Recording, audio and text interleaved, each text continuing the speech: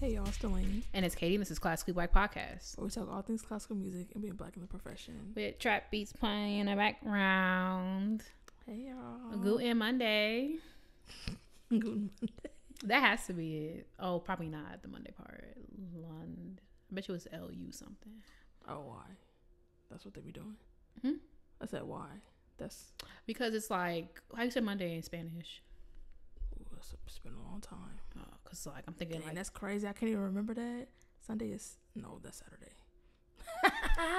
And that's breakfast. Wait. What I was going to say. All right, so we can move on. Yeah. It's okay. It's fine. Hey, Hola. y'all. Hola. Dang, I didn't retain nothing from Spanish. It's been a long time. I actually just thought about going back to learning a new language because I'm like, it's only gonna get harder, so I might as well. Like, Yeah. But we'll see. So many things to do. Yeah, just endless amounts of things to do. So, speaking of things to do, the news, that's a thing to do. This Wednesday we are doing our Classically Black After Dark live stream. Period. Ba, ba, ba, ba. So yeah, if y'all want to talk to us after dark, it's a Patreon exclusive live stream. It's on Wednesday, the 25th at around 5 p.m. is what we kind of have in the calendar. We're doing it after we record on Wednesday, so it's like, it'll be flex. But the link will be in Patreon. If you are one of our Bakiana or CBP After Dark tier subscribers, then you will get the link to join us for Classically Black After Dark. We're going to be talking about all the, mess and stuff that we don't discuss on the show or online. So, Which, like, how much is left, honestly, because... we're going to have to dig some stuff up. Yeah, we really be... Oh! But now that we have more engagement online, there's more things to choose from because, stuff be happening. So, yeah. So, if you want to join us, get on Patreon, period. The Ebony Tower. Also, the Bond Summit is coming up on the 5th of October in New York City. It is free. So if you're in New York, there's literally no excuse for y'all not to pull up because it's going to be lit. Yeah, pull up. Jump a turnstile, pull up. Period. They said that it's going to feature change leaders, advocates, and strategists from the orchestral and nonprofit community actively engaged in moving their industry forward. That includes friend of the show, Dr. Richard Desenor, who's going to be doing a session. Or no, he's going to be on their podcast, which I was like, not y'all stealing our guests. That's kind of crazy. But Stream's going to go up that week. Right. Guarantee. Making a video podcast. I was just about to say, making a video podcast. You want some engagement? We post Richard. All right. We should. Might as well actually come out with like a calendar or something. Yeah. The calendar's crazy. That man will finally block me. It's overdue, honestly. It's treading on thin ice. That far. So, but if you're in New York, it's free. Go. It's a one-day thing, 10 to 6. Yeah, turn up.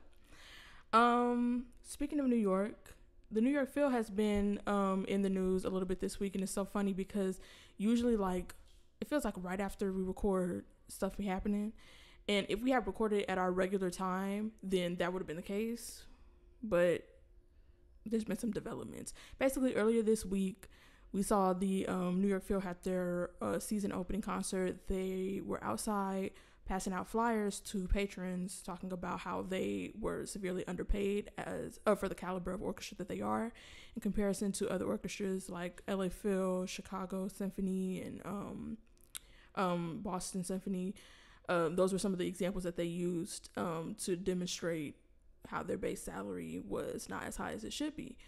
Well, it worked. They have a new contract just in a couple days because their contract expired on Friday. So this new contract includes a raise of 30% over the next 3 years. Which is going to bring their base salary up to $205,000. It was $153,000, $153,504 to be exact.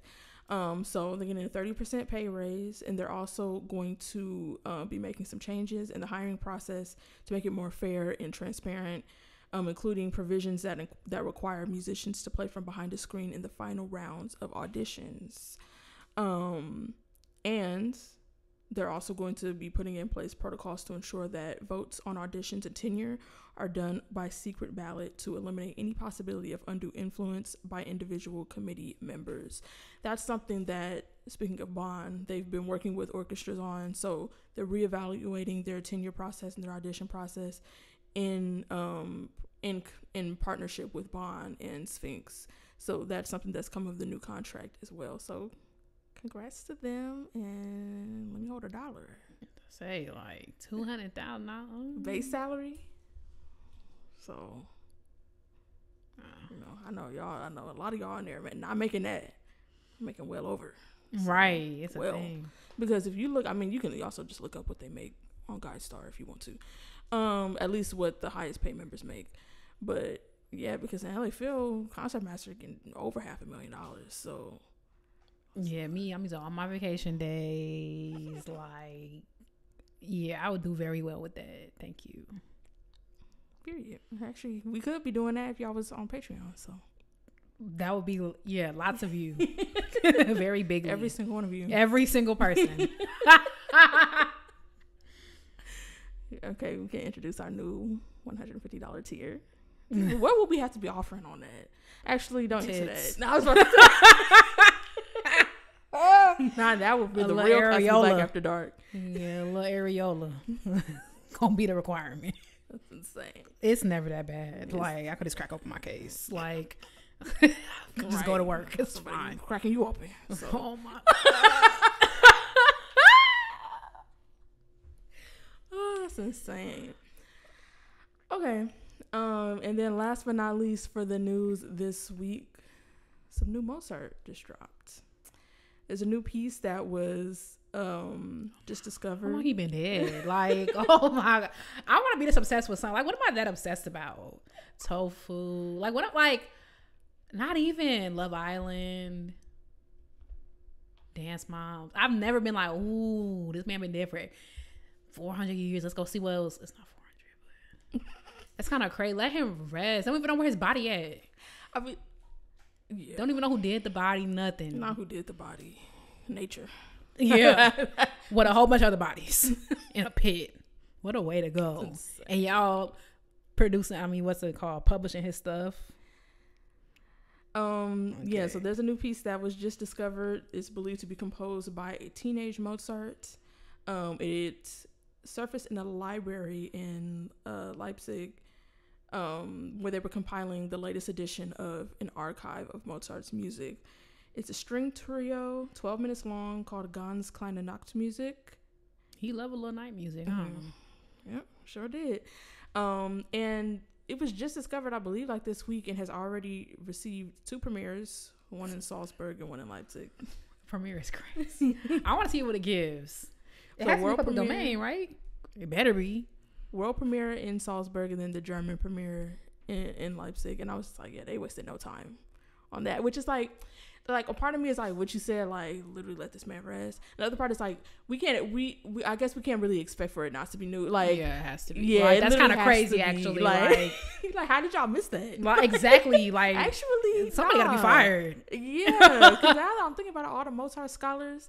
How did y'all? Yeah, y'all not very scholarly. And it was in the library whole time. It was stuck between papers. What's going on? One thing I will say, they said that it was not, the manuscript was not penned by Mozart, but it was believed to be a copy of one of his compositions. I don't know how they, I mean, I guess it says his name on it, but like I just don't understand how y'all missed that, because this is the newest edition of this archive of his music, so y'all already had the archive. So how many, I mean, I would, it said it was a pretty comprehensive one, so I'm like, y'all probably had this archive for a long time. I want to know, was it between the cushions? What was going on? I'm gonna say someone got some syrup stuck to it, like it's stuck to the back of a page, like it's kind of insane for hundreds of years. So like, I don't know. I want to play it. Trio? What kind of trio? Oh, violin, viola, cello, probably, yeah. Who want to play that with me? Let me know.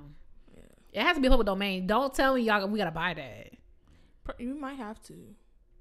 What's the publish date? 2024. It probably, actually. That's kind of, y'all gonna charge for Mozart's kind of crazy. Yeah. Ooh, I know hell is full. Charging for that is crazy.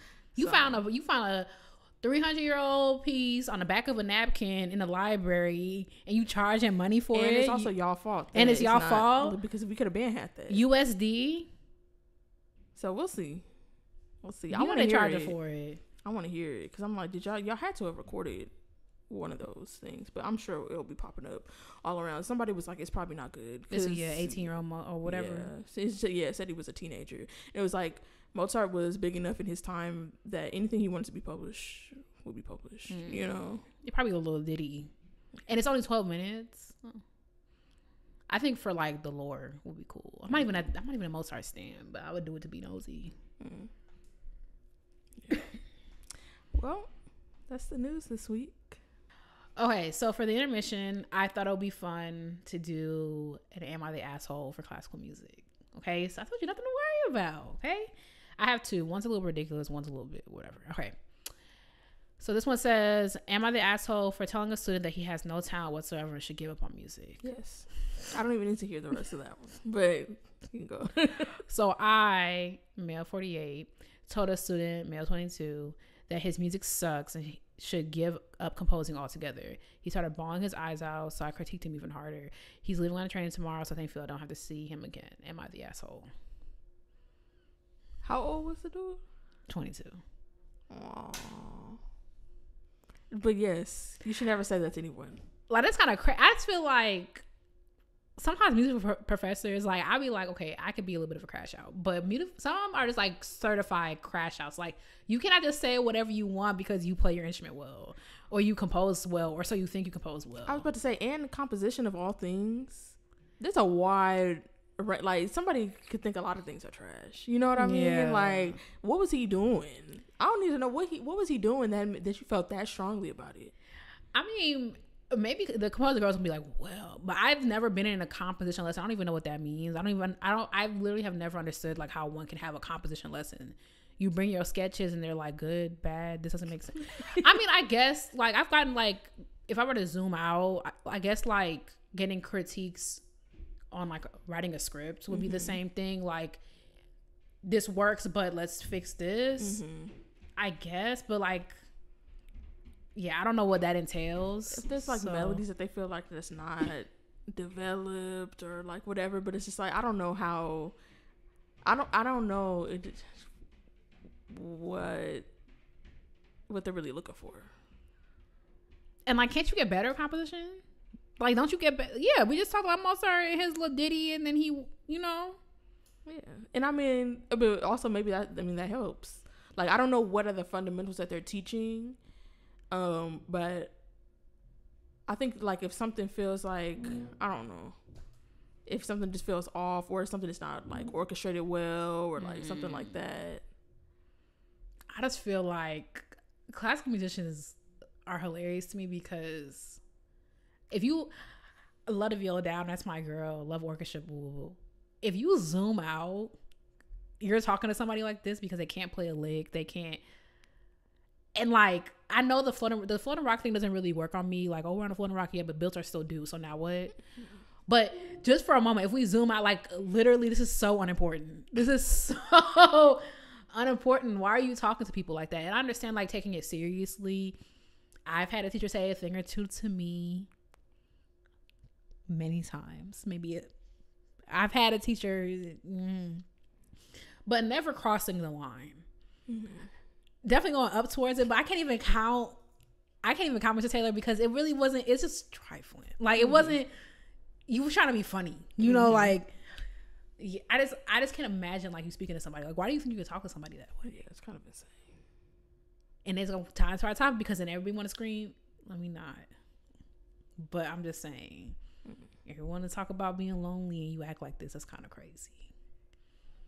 Okay, let's do one more. This one's kind of long. Am I the asshole for wanting to continue my music education despite it going against my girlfriend's wishes? I'm sorry. Laughing before I read is kind of crazy. It reads, for some context, 15. But I don't want to do this. I should have read closer. We can move on. Because what are we doing? Yeah, let's move on. Like, I want to hear. Cause what? I should have read closer. Okay, I 15 am planning on to choose electives for next year's schooling because it's the beginning of semester 2. Now we're preparing early. I'm hoping to be able to choose music theory, music performance, and art history classes to give a better chance of starting a career in music later on. In my school, basic music theory classes are compulsory up to year 9, although they're British. But I'm considering choosing the more advanced electives going into year 10 because I actually want to know my stuff and be prepared for the real world beforehand. However, my girlfriend, 16, has constantly been getting angry at me and mentioning how professional music, especially classical music, is unlikely to get me anywhere. It's a hopeless choice for a career and is going to disappoint me. She has warned me. Sorry. She has warned me multiple times not to enter the classes, but I'm seriously considering doing them. She continually reminds me of the downsides and it seems to ignore or put out my mentions on the positives too. It does hurt a bit that she thinks I'll never be competent enough to handle a professional environment. I'm not really sure whose wishes to prioritize. I can see where she's coming from, helping me after I've been hurt time and again while busking, combined with there being high competition in classical music is a genuine cause for concern. But this is getting frustrating and feels a bit ridiculous at this point, and I'd really like to get some outside opinions.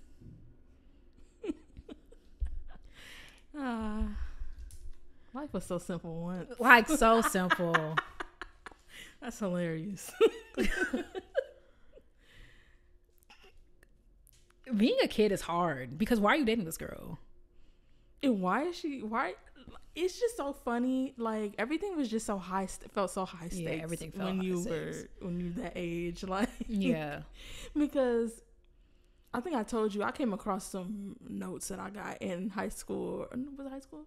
Yeah, like my freshman year of high school, and I was like, this is so dramatic. Like, it's just never that serious. And that's also just so weird, like, to even care, like, why are you in his schedule like that? I don't know. It's like school, maybe because I don't really know. I tried to understand the whole GCSE thing, just like, I don't get it. Like, I have a couple cousins who are British, and like explain it to me. Like, you take a test in a specific subject, and you can pick those subjects. So maybe she's thinking like you're wasting one of your GCSE little test things on music when you could take another thing. But like, even then, like, it's just kind of weird. But also, I remember being that age and you're just kind of in everyone's business as well. Like, so maybe this was 10 years later, I'd be like, this is very weird. It's still very weird. But like, you were just all up in everybody's business. Like, you just had an opinion on everything. You think you know everything at that age. Like, but the main question is, like, why are you dating her? Outside of, and the answer is you're 15. Yeah. The judgment is not all the way there yet. So that's funny. I mean, plenty of people go into classical music without even thinking about this. So also, turns out fine. One of my pet peeves is like a lot of people having opinions. This is like coming from personal experience. I'm talking about the Browns, having opinions on a field that you have no idea what it is. Like, you don't know anything. All you know about classical music is Katie plays the viola. If you even know that, Katie play one something is what it normally is. So it's like, I really hate taking opinions about stuff from people who are not in the field of classical music. I've gotten advice from friends, like, for issues that like are in classical music but aren't necessarily purely classical music. But I never asked Nikki like how to like set up my practice schedule, or like, which fellowship should I take, Nikki? I don't know. Like, because like, I don't really care. You're not in the field. You don't really know how it works. Like, so your girlfriend doing all that yapping, and it's like, you don't even know anything about this. I don't know. But no, you're not the asshole. She's the asshole, and you're dumb for staying with her. But you'll learn. You're stupid. Why are you? I don't know. Some of y'all have. I mean, he's young, but some of y'all 15, have. 15 is like. But that also manifests. That's just par for the course. Like, people they grow out of that. Hopefully. Yeah. Some people have a rejection kink. I mean, they do, but I feel like that's just a little early to tell. Like, people are all kind of stupid stuff with relationships and stuff, especially like a young boy. It's a great, like the relationships mostly don't even have any substance at that point at all. So like there's a few people who end up staying with like a high school sweetheart or something like that, but mostly it's like, oh, I like them and I like them, like it's just that, and it's just like, yeah. Hopefully he grows out of that, because you deserve to be with someone who's nice to you and gives a damn about what you like. So. And also, that's just something people say. She's probably not even basing that on anything. Like, it just sounds like, because people's parents say that. Of course, that's where I thought it was gonna go when you was reading it. But yeah, that's literally just something people be saying. Oh, she's so persistent. Like, it's weird that she's persistent. Like, let it go, girl. I'm gonna take the little compulsory class. And also, you talking about year 9? Like, none of this matters. Like, this don't even matter. Like, graduate and drop that girl. Most of the time, you're gonna go to college, and then they're just gonna have you start over anyway, unless you or you test out of whatever theory, like whatever. But in any case, testing out of theory, like in the grand scheme of if you're going to go on a career, like what is that even gonna do? Like, no one's gonna, when you're auditioning for whatever, oh, I tested out of theory because I took it in year 9. I was like none of this even really matters, to be honest. But yeah, everything is just so important. Yeah, but that's why I feel like with kids, it's like, I feel like you, with age, like it just like tempers all that, like some people will experience that and, like you said, like internalize it and whatever. Yeah. But I feel like most people, if they have like normal everything else, it's like it just puts it, you'll look back a couple years later and be like, what was I thinking? Like, anyway, y'all, let us know what you think and we'll move on. All right. Okay, so this week we're going to be talking about the loneliness epidemic. If y'all have not heard about this has been something that's been floating around in the news for a while now. Basically, it seems like increasingly over the last couple of years, there's been an increased amount of people who are describing themselves as feeling lonely in their everyday lives, regardless of whether or not they're actually surrounded by people. But it also seems like people are having less friends, going out less with friends, spending more time inside, on the internet, all those sorts of things. And of course, the pandemic has had a huge impact on that, a huge impact on people's mental health. But we wanted to talk about that in relation to classical music, because I read an article in the New York Times that was talking about it, and it was basically, one of the things that stood out to me was they were talking about there's less like communal spaces, like people used to go to church more, people used to, like, there's all kinds of different like groups that people used to participate in that either have just fallen out of step with where we are as a society, like people are less religious these days than they were before, or again, pandemic actually played a really big part in this. So yeah, we're going to talk about that in relation to classical music, starting off with how isolated do we feel that classical musicians actually are, because I feel like we throw that around a lot, like, we spend all this time in the practice room or whatever, but we also have times where we are at least supposed to be around other people. But so just breaking down, like, how isolated do we think the life of a classical musician actually is? Yeah, I think it depends on where you're at excuse me, in life. And also, I thought it was interesting in that article, because at first I was going to say, like, well, if you're in school, you're around a bunch of people, and but you can also be lonely around a bunch of people as well. Mm-hmm. So I guess that doesn't really, but just for sake of argument, I think it just depends on where you are in your journey. Like, if you're in school, like, you're less likely to be lonely, but like, if you're in orchestra, you're less likely to be lonely. But like, if you're a gigging musician, you're going from gig to gig, like, you play a gig and you'll start seeing the same people at the gigs, but it's like, it doesn't make you less lonely if you see the same people. So I think this really depends on your experience. And I think with stuff like school, another factor could be like the culture of your school, because even though like you can be surrounded by a lot of people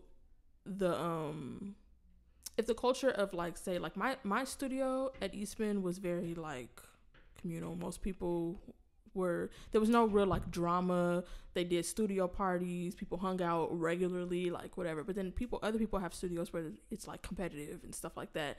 And so it's like when you feel like that competition aspect is to a toxic degree, or just in general at the forefront of your experience, I feel like that could also contribute to how lonely or not lonely you feel. Yeah, I mean, I think, have I ever felt lonely classical music? I don't really feel lonely in general. Have I ever felt lonely kind of? She said, I don't know what the hell y'all got going.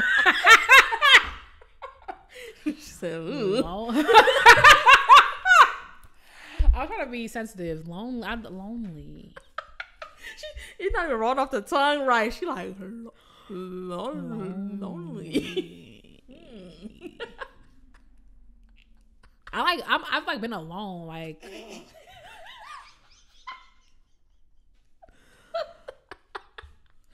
yeah. Lonely. That's hilarious.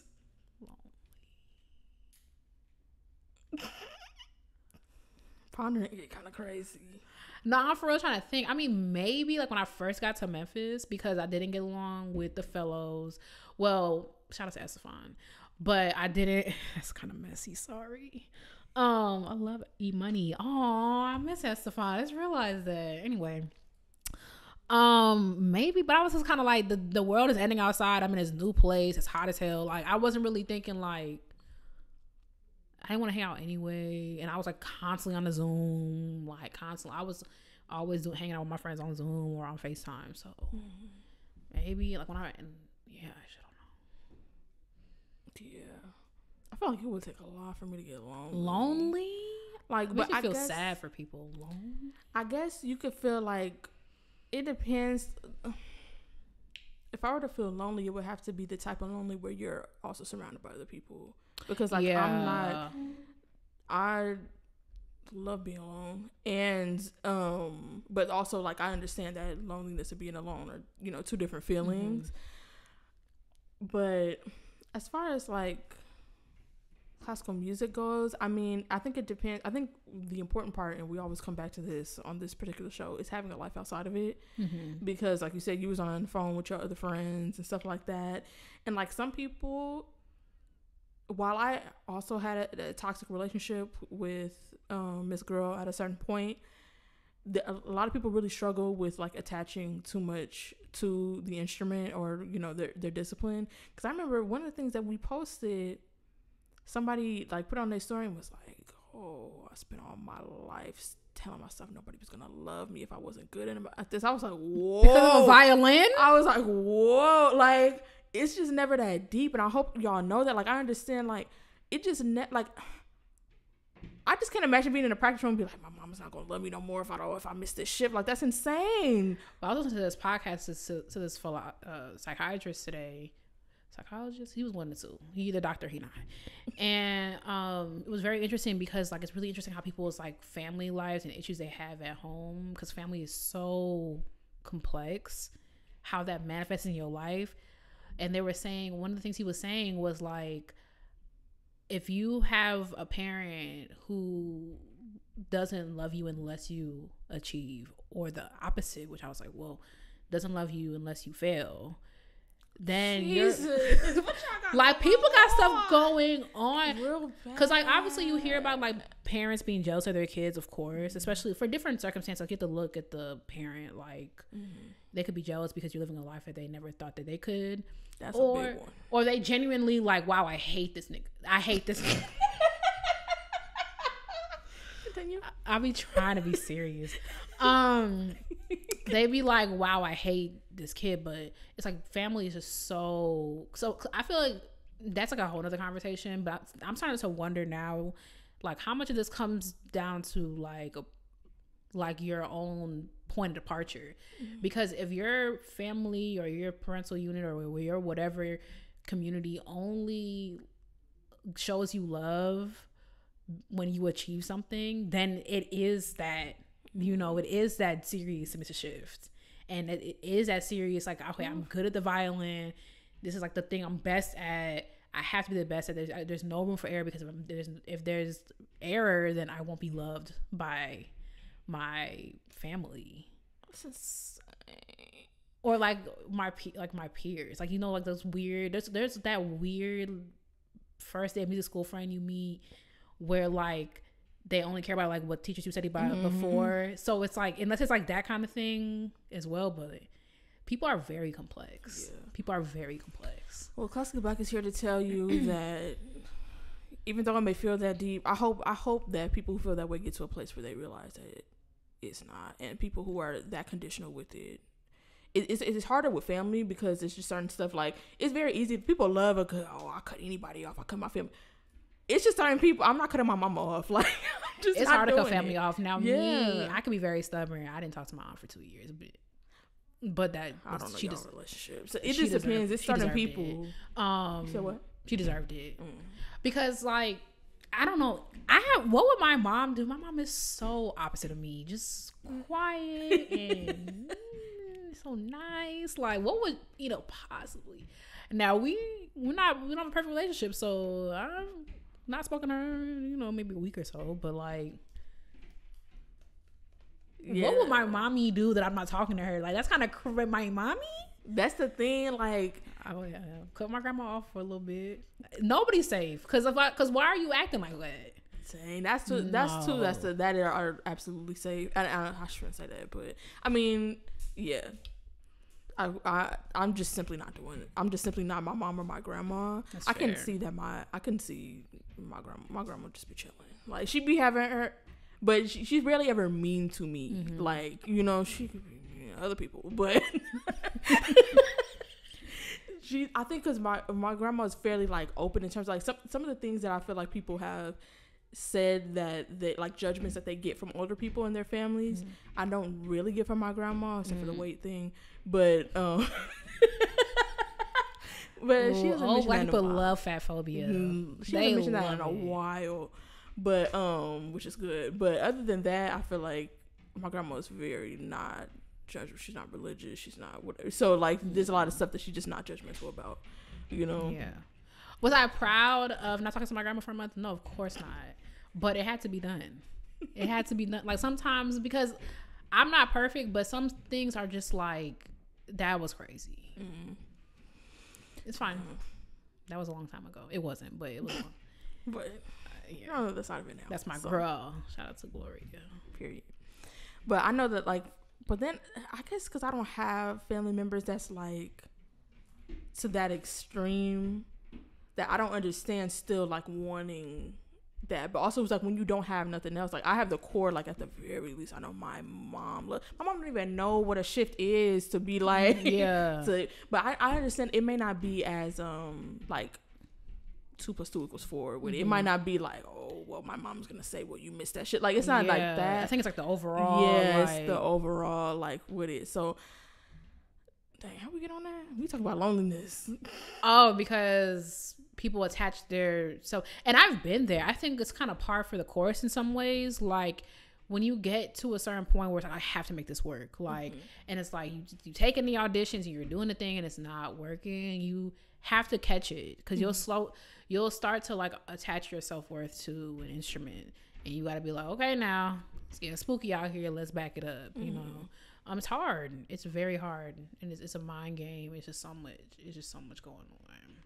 Oh yeah, that's why now I remember. I think what has helped is having that separation, and I guess because I have a close relationship with some members of my family who are not attached to this at all. It's like, and I also have friends from before and everything, that it's just easier to do that. But it's like, when you don't have a close relationship or you don't have a healthy relationship with people outside of it, then you're like more reluctant to. There's like you're trying to hold on to that, like what little good there is in it, a little bit more, and then that's what brings in that whole, like, that's what exacerbates the whole tying your self-worth to it.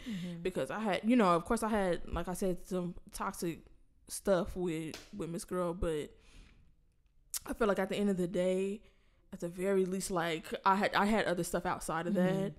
And it was very difficult to like extract that because I was Miss 5-year plan, 10-year plan, and Miss Girl was every step of the way. But like, I don't know, you kind of gotta extract what you can. I mean, extract what you can from that experience, because even though I'm not doing what I once set out to do, I still have extracted stuff from that have put me on this path. So yeah, I think also something that, I mean, obviously there's like levels of loneliness. Like if you really are struggling, like I hope you have access to like mental health resources. But like one thing I was intent on at Eastman was just like having a full life, and that's something I've kind of held on to. Eastman kind of taught me that, because I got there and I was like, ooh, they made a mistake. Ooh, this is hard. Oh, I don't know how to play the viola. What's the A string?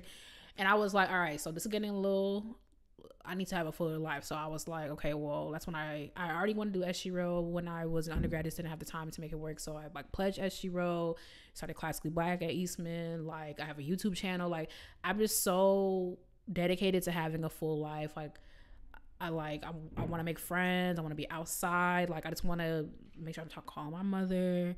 Like I just want to make sure I'm having a full life, because I just think like, especially for classical musicians, if your whole world is just like this one thing and like you don't have community in there, because a lot of people don't have community. That's why like Sphinx and Gateways and like y'all even be down so bad y'all go to Color and Music, which is crazy. Sorry, because like we're sorry I heard they got better. My check bounced, but because like that community is like not in a lot of places, you know. So how are you making community at home? It's like very difficult. Classically Black. Y'all want a community? Patreon.com. We have a free tier. I'm not trying to exploit y'all's loneliness. That's kind of crazy. We have a free tier, but people have DM'd us and been like, man, when I was in music school, I was the only Black person. I love listening to y'all show. Like y'all made me feel like, yeah. I'm not trying to. People have actually said that, and that was part of the reason why we started Classically Black, is because we was at Sphinx and we saw all this, and then we all had to go back to our other corners of the world.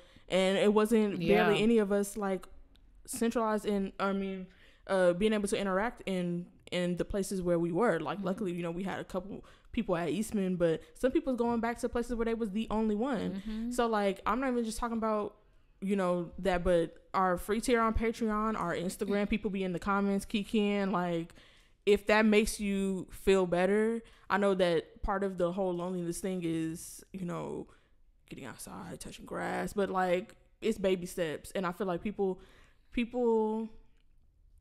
sometimes are not ready to put themselves out there, because that's another thing I was going to get into on the loneliness thing, is like it gets the and it was in that article, the deeper you get into it, the harder it is to step out. So if you need baby steps, like our stuff is a generally toxicity free environment.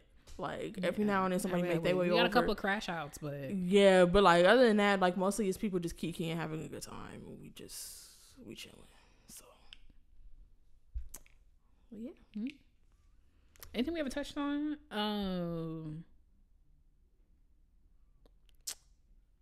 How the pandemic affected loneliness. I mean, I think that kind of happened across the board. And you in the house playing your instrument. Like when I saw the girls posting videos doing extra, I said, oh, I thought we paused. Like the world is ending and I won. That's not extreme. That's not a lie. I was like, oh. And then I had to start practicing. So yeah, I think like even the days, like I think also going to a conservatory kind of skews it, because even though you're spending long periods of time, because I feel like the one thing we haven't talked about is like practicing and like how much you have to take time away to do that. But it kind of skews it because like everybody's doing that, so it doesn't really fit. Like if you was only practicing an hour a day and you outside you just outside by yourself, that's when you would be lonely. Yeah, like, everybody else practicing, you frolicking. So yeah, like, but I feel like there are some people who had to where it feels more isolating. It feels like more of a sacrifice. Like I remember when I was talking to Chris Bowers, that was. That recording is on an episode of Classically Black. I don't remember when. Y'all just got to look for it. But he was talking about when he was even younger, like elementary school age, and his parents was very like nah, you finna be practicing. Like, no, you can't go outside, play with your friends. Like, you finna be practicing. And he said he, like, really felt it, you know, in that time, because he was really, like, making a sacrifice. And I feel like when you have, I guess that's the balance of having a life outside of classical music and not necessarily being so like engrossed in it, that when you're not, you also have to have those moments where you step away, and sometimes it's a sacrifice. Sometimes it's like, if you have a lot of friends who are not classical musicians, like, sometimes you're gonna have to go practice. Yeah, that's so interesting, because all my friends I used to have and no longer friends with, whatever, like, they from high school on, they all knew, even middle school I was, like, very unserious, but, like, everybody knew that viola was Katie's thing. So it was like, oh, she doing that thing. Like, it was just like, it was never like, even my friends today will call me and be like, oh, like, I'm like, I gotta help you back in practicing. And I'm like, all right. And it's like, just call me when you're done. They know it's gonna be like 4 hours from now. You know, like, I just think that I've always had people in my life that were like that, like, oh yeah, Katie, she got that thing. You know, but I mean, everyone's social environments are different. My mom wasn't making me practice, but also I'm wondering, like, how much his parents were making him practice. You know, yeah, it seemed like a lot. It's kind of interesting. Yeah, because my mom, I think when I started auditioning for, like, colleges, she'd be like, so you're not going, like, but other than that, she wasn't, like, really monitoring me practicing. If my mom didn't hear me, like, it never gave every day for me, like, when I was younger. Like, it never gave every day. I didn't have anyone making me practice every day. I literally, like, my teacher would give me an etude, she would give me an exercise, and she would give me a piece. As long as a joint was learned when I got back, it never was, okay, I don't know. And maybe she did. That was so long ago. Like, I don't remember every detail of my life, but I never was an everyday type of girl. I'll never forget this kid who ended up going to Eastman for undergrad. That he was in my class, and he was like, yeah, I practice every day for 2 hours. I'm like, what you doing for 2 hours? Like, it wasn't so full. I was like, what you what you doing for 2 hours? I literally asked him. I mean, he went to Eastman. I mean, so did I, but eventually. But I was just like, I was flabbergasted. I said, what you doing for 2 hours? Like, and he's like, well, you're not gonna do Bach. And I'm like, okay, I don't know what that is, because I wasn't playing no preludes or nothing like that. My college audition was another story. But yeah, I mean, and I don't know if his parents made him. I think it was kind of like, that was his thing. Cello was his thing. He's trying to go to music school, whatever. But I was just like, you first year, I'm first year. You practice 2 hours, I'm going home. Like, I would do a little 1-2, make sure I'm prepared for my lesson. You know, I might practice like 2 days before my lesson, 4 days if I'm feeling spicy. And then I was doing stuff with my friend. You know, I was on the shot put team. You know, I had stuff to do. I was living my life. So I didn't really crack down till like later on. So I don't know what that's like to have your parent. My mom, if she noticed I wasn't practicing, like, if I went like a day, she might be like, so I ain't hear you play this weekend or something like that, you know, because she's a parent. But like, it was never like, you have to. And also, she kind of just trusted me a little bit, I think, at that age, because she would sit in my lessons, so she would hear when I'm getting better or whatever, doing her little crossword puzzle or whatever. So I don't know. Maybe she was on my ass. I would have got that 200K with the New York Phil. Okay. No, I think my mom has just always been supportive. She knows I'm doing what I'm supposed to be doing, so she kind of just leaves me alone. Cool. Well, I think we touched everything. Mm-hmm. Oh, one question I have is, like, do you think classical music idolizes loneliness? I think it depends on, like, what you do. I think we talked about, like, composers, like, and just artists in general, like, there's that image of, like, the tortured artists, and they don't have no body. Is that still a thing? I don't think it's still a thing. I don't know if I'm trying to think if I've heard that recently. Yeah, like, I think it's just like it's in the ether, you know, like, it's not really like a prominent thing that's like so, like, glorified or anything anymore. Yeah, Minnie Kaling was like, all my friends are depressed, but I'm happy. All her writer friends. I was just like, that's like a thing. I mean, writers aren't artists, but in the same, not all writers are artists, I don't think. Maybe poets. But either way, I think, like, TV writers, I would say. You think TV writers are artists? Or creatives. Yeah. That's like when I think of artists, I think or like songwriters. Songwriters are artists. Yeah, like I think it's like creatives, poets, and then artists, but like Interior Day. It's like just no, but sometimes the way they be. I've seen a show where I'm like, oh yeah, I forgot TV is hard. Like, I mean, shout out. Like, we talk about TV all day and how I'm trying to get better at it. But anyway, but yeah, other than that, I mean, I don't know. I feel like just also like going to Eastman. Eastman was so. I guess it depends on what studio you was in, but like by and large, I feel like Eastman has a reputation of like not being like super cutthroat or anything like that. So I didn't feel like being alone or like all that type of stuff was like glorified in my experience. But it's like I just know so many other places have different cultures. Like it really just depends. I have largely gone through this whole classical music thing unscathed. Like I haven't had no crazy teacher talking to me crazy, haven't had no weird studio people, haven't had no like I've had a nice time.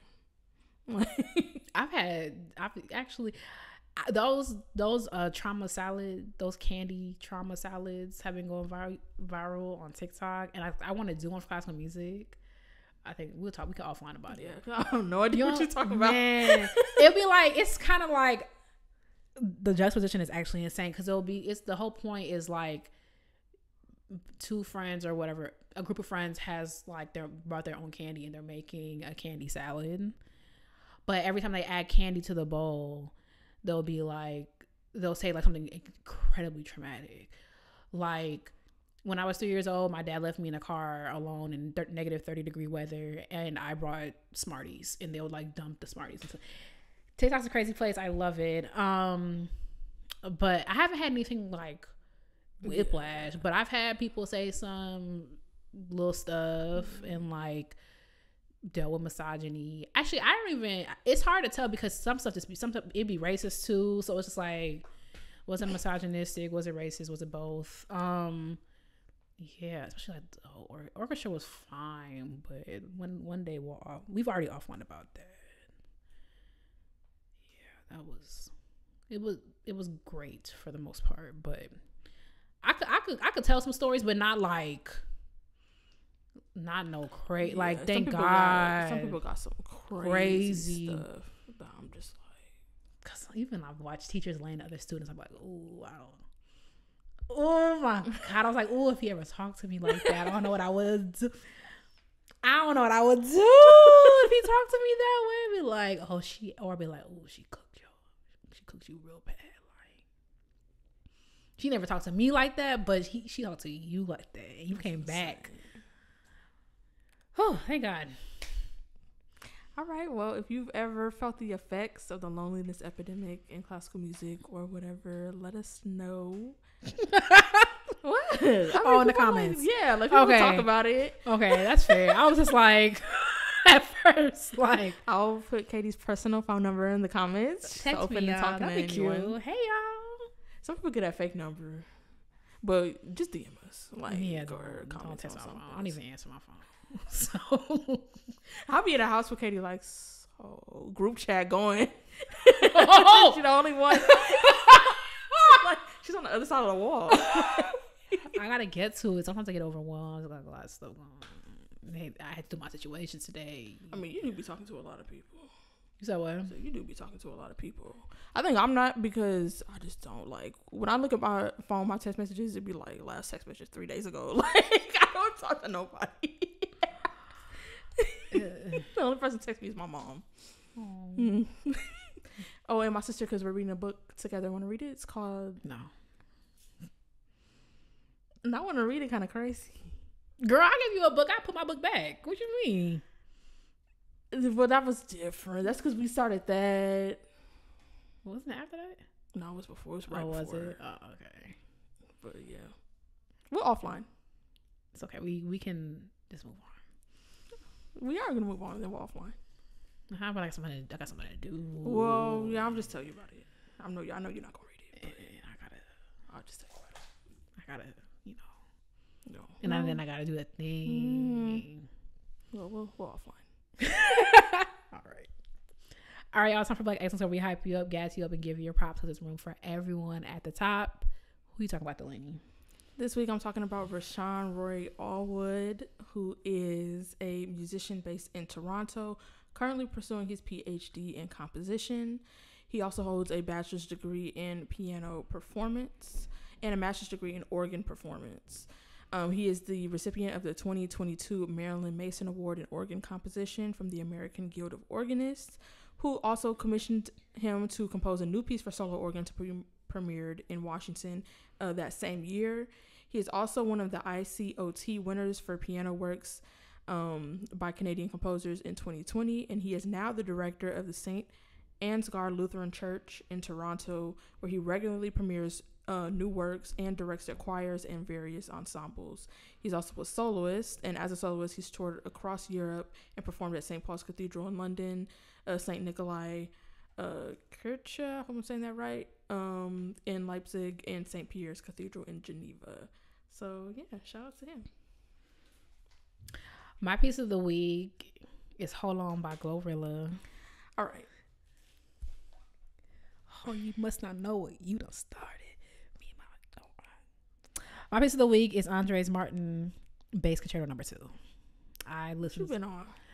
I had to do something for I Care If You Listen, so I was listening to some bass playing. I was like, I forgot. I'm calling me kind of crazy. I'm just texting with her. You said what? So I'm gonna check in with her. What's the beef? Not calling me kind of crazy. Oh, maybe I don't know. I don't know. Dang, I'm nothing. No, I'm just playing. I'm just kidding. Wow. But I was like, I was listening. I was messing with it. It was a swing. I mean, you heard it. Yeah. Yeah. Because what's the name played it? Yeah. It was about Cadbro. They got something coming out, but or doing. I don't know. The Composer Girls always, or.